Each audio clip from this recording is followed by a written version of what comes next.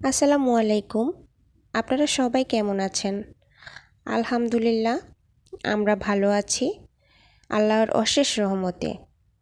তো আজকে আপনাদের ভাইয়া আমার জন্য একটা জাম্বুরা নিয়ে আসলো রাস্তা থেকে। আমার টক ঝাল এগুলো আবার একটু বেশি পছন্দ।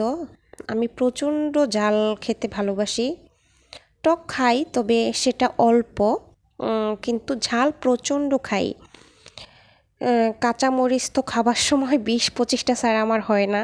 হয়তোবা বলবেন যে চাপা, এটা চাপা না। যারা আমাকে চিনে তারা জানে আমি প্রচণ্ড জালখোর। তো যাই হোক, ও এটা আনলো, আমি একটু কাজে ছিলাম।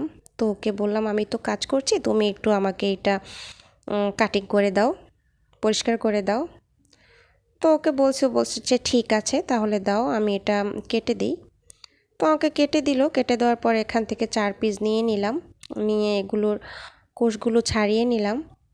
কোষগুলো ছাড়িয়ে এগুলো দিয়ে ভর্তা করব, কারণ এগুলোর ভর্তা অসম্ভব মজা। ভর্তা করার সময় মানে কাটার সময় দেখলাম যে একটু এক সাইড দিয়ে একটু পচে গিয়েছে। তো তার উপর আবার কেমন জানি একটু সাদা, একটু লালও না এটা। তো আমি ভাবছিলাম মনে হয় যে খেতে ভালো হবে না, তিতো লাগবে, কিন্তু বিশ্বাস করেন এত মজা ছিল, একটুও তিতা লাগেনি। তো যাই হোক, আমি এগুলো সবগুলো ছাড়িয়ে নিচ্ছি। ছাড়ানোর পরে এগুলোতে বেশি করে মরিচ দিব। আপনারা কারা কারা এই ভর্তাটা পছন্দ করেন অবশ্যই কমেন্ট করে জানাবেন।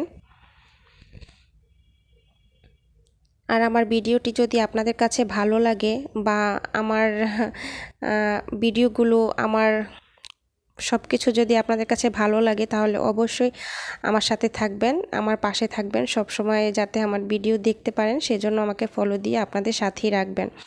আর অবশ্যই আমাকে ভালোবাসা দিলে আমি আপনাদেরকে ফেরাবো না। আমি ভালোবাসা দিয়ে আপনাদের সাথে বন্ধুত্ব বজায় রাখার চেষ্টা করব, অবশ্যই করব, চেষ্টা করব না সেটা অবশ্যই করব।